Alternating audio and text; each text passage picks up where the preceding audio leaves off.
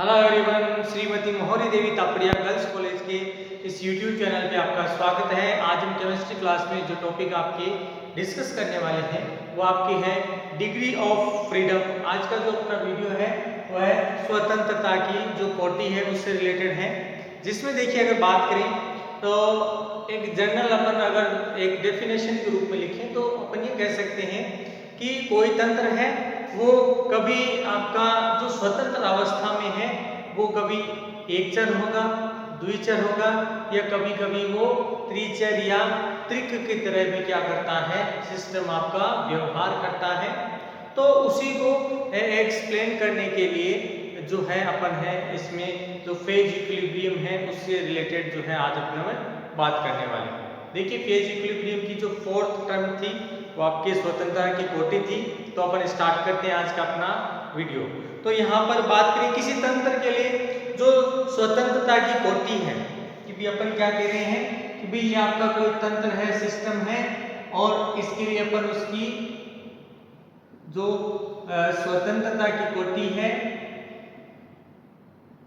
वो सामान्यतः उसके जो चर होते हैं या कहते हैं उसकी जो है प्रकार कहते हैं वो उन पर निर्भर करती है। जैसे एक दाब है और तीसरा जो है उसकी सांद्रता,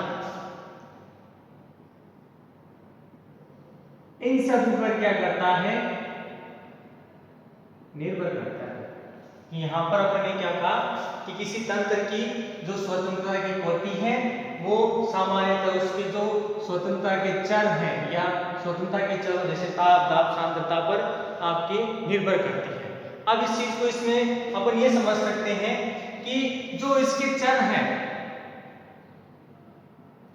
चर की वह न्यूनतम मात्रा, अब ध्यान रखना चर आपके तीनों है, ताप, दाब, सांद्रता की न्यूनतम मात्रा जिस पर जिसको निश्चित करने पर, जिससे अपन क्या करते हैं, निश्चित करने पर उसे क्या किया जा सकता है, अगर परिभाषित किया जाता हो उसे परिभाषित किया जाता हो तो वो उसकी स्वतंत्रता की जो है कोटि कहलाती है। स्वतंत्रता की जो है आपके डिग्री ऑफ फ्रीडम है वो कहलाती है। उदाहरण के लिए अपन यहाँ पर एक चीज समझते हैं, जैसे आपका एक तंत्र है जल तंत्र।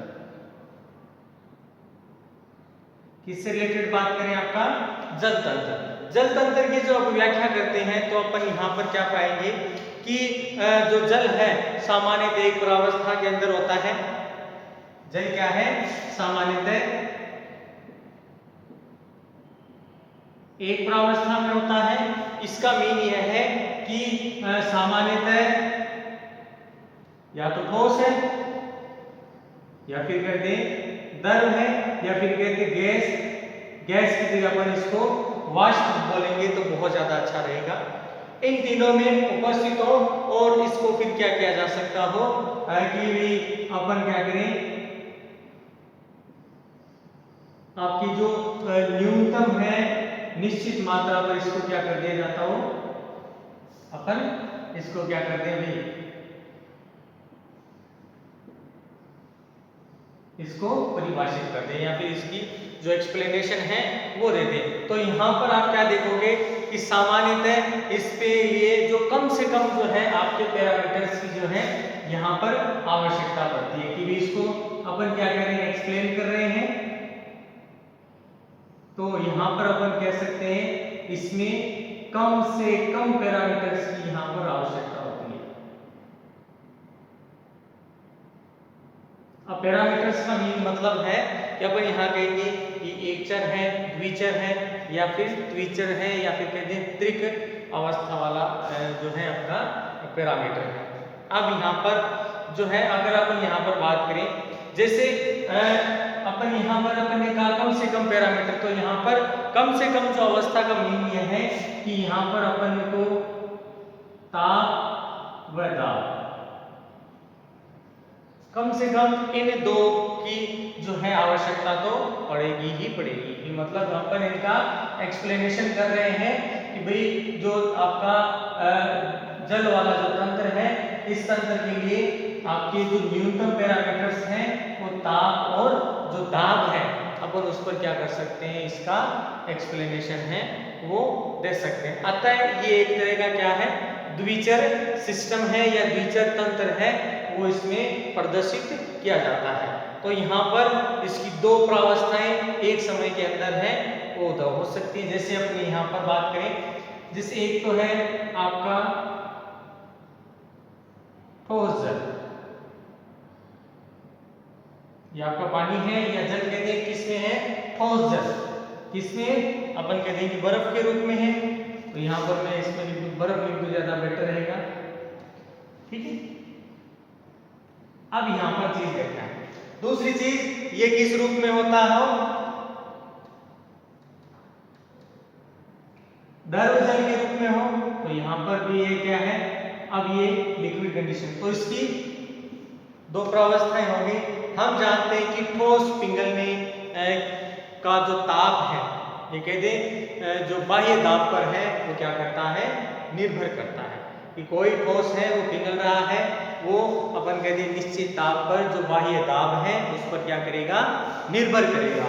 और निर्भर करने के फलस्वरूप अपन यहाँ पर कह सकते हैं कि यदि आपके जो चर है उनको स्थिर किया जाए, यानी किसी एक को अपन क्या कर दें, स्थिर कर दें कि भाई अपन ने ये चर है वो क्या कर दिया, स्थिर कर दिया, ठीक है। तो उसका जो दूसरा स्वतंत्र चर होगा वो स्वतः ही क्या हो जाता है, निश्चित हो जाता है। तो इसका मीन ये है कि ये भी क्या हो जाएगा, अब निश्चित हो जाता है। तो यहाँ पर ये चीज जो है आपको ध्यान में रखनी है कि किसी एक स्वतंत्र चर को अगर अपन क्या करते हैं, निश्चित करते हैं, तो स्वतः ही आपका जो दूसरा चर है वो क्या हो जाता है, निश्चित हो जाता है। अब यहाँ पर सामान्यतः है अपन अगर बात करें तो ये जो प्रोसेस है ये आपकी एक एटीएम दाब, एक वायुमंडलीय दाब है, उस पर क्या कह सकते हैं, इसका जो बर्फ का गलनांक है इस दाब पर कह दें, जो बर्फ है, बर्फ का गलनांक कितना देखने को मिलेगा, 0 सेंटीग्रेड है, वो यहाँ पर इसका जो गलनांक है वो क्या होता है, पाया जाता है। अतः अपन अगर तंत्र के लिए बात करें तो इस तंत्र के लिए अपन ये बता सकते हैं कि सामान्यतः यहाँ पर पहले तो कह रहे थे पैरामीटर्स कितने थे, 2 थे, अब यहाँ पर कितने पैरामीटर हो गए, पैरामीटर 1 हो गया। तो यहाँ पर पैरामीटर्स कितने होंगे, 1 होंगे। अब यहाँ पर आप चाहे उसको दाब या ताप दोनों में से कोई क्या ले सकते हैं, एक है वो ले सकते हैं जिसमें एक को निश्चित किया तो दूसरा अपने आप क्या हो जाता है, निश्चित हो जाता है। तो ये मुख्यतः आपको इसमें चीज ध्यान रखनी है कि अपन ने पहले शुरुआत में बताया कि द्विचर है। अब अगर अपन यहाँ पर इन दोनों को क्या मान ले, आपके एक को निश्चित कर दे, तो यहाँ पर आपका ये जो परिवर्तन है ये देखने को मिलता है कि एक एटीएम दाब पर जो बर्फ का गलनांक 0 सेंटीग्रेड होता है, तो 1 पैरामीटर है उसके द्वारा प्रदर्शित किया जाए। पर दाब और दाब क्या है, जो है यहाँ पर एक तरह से समान बताना होता है। तो यहाँ पर ये कैसा हो गया, एक चर जो के है सिस्टम हो गया, ये कैसा है, अपन कहें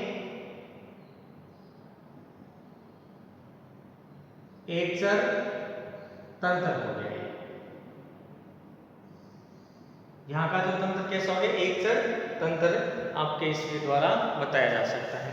तो मुख्य रूप से कुछ बातें हैं वो यहाँ पर लगभग आ चुकी हैं। अब यहाँ पर अपन ने एक चर देखा, द्विचर देखा, अब बात करते हैं इसमें त्रिक बिंदु की।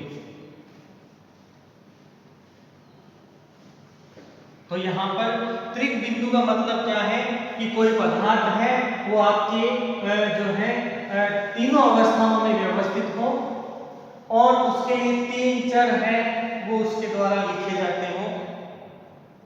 तो जो आपके तंत्र है वो उसके द्वारा अपन एक्सप्लेन कर सकते हैं। तो यहाँ पर इसका मीन ये है कि 3 प्रावस्थाएं वो है आपको किसी तंत्र की जो है अपन देख सकते हैं।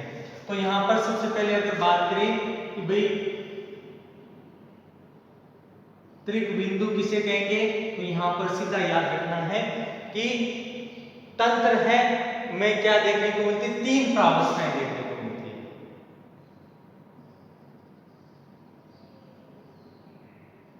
तंत्र में जो 3 प्रावस्थाएं पाई जाती है इसे त्रिक बिंदु के नाम से जाना जाता है। जैसे जो बर्फ है, ठीक है, बर्फ क्या है आपका जो है द्रव जल भी है और द्रव वाष्प है, उसमें परस्पर साम्य में हो तो ऐसी स्थिति आपको चीज देखने को मिलेगी कि जो बर्फ है वो कैसा हो, द्रव जल हो या फिर द्रव वाष्प के रूप में उपस्थित हो। तो यहाँ पर और दोनों ही परस्पर साम्य की अवस्था में भी होते हो तो यहाँ पर ऐसी स्थिति आपको देखने को मिलेगी। और सामान्यतः अगर इनके लिए तंत्र की ताप और दाब की बात करें तो यहाँ पर जो है अगर ताप की बात करते हैं तो ताप सामान्यतः यहाँ पर आपको बहुत बहुत ज्यादा कम है वो आपको देखने को मिलता है। साथ में बात करें दाब की तो दाब है वो ज्यादा देखने को मिलेगा 4.58 mm Hg मात्रा। भी यहाँ पर जो तंत्र है उसमें ताप और दाब सामान्यतः इतना देखने को मिलेगा। इस ये स्थिति कब बताई है, जब आपका द्रव जल और द्रव वाष्प साम्य में हो। किसमें हो, साम्य अवस्था में आपका उपस्थित हो। यहाँ पर अगर और चीज डिस्कस करें तो ताप और दाब की परिस्थितियों के लिए अगर अपन डिस्कस करें तो यहाँ पर अगर इनमें से कोई भी अवस्था होती है या फिर इनमें थोड़ा सा भी परिवर्तन किया जाए तो तंत्र है उसकी 3 प्रावस्थाएं नहीं रहती। कि अभी अपन ने बात की थी कि 3 प्रावस्थाएं होंगी, वितरिक बिंदु जिनमें 3 प्रावस्थाएं पाई जाती हैं। तो यहाँ पर ताप और दाब की जो परिस्थितियां हैं, जैसे ही इनमें थोड़ी सी मात्रा में क्या किया जाता हो तो यहाँ पर क्या कर दें, इन तीनों प्रावस्थाओं में क्या कर दें, परिवर्तन कर दें। तो परिवर्तन करते ही ये 3 ना रहकर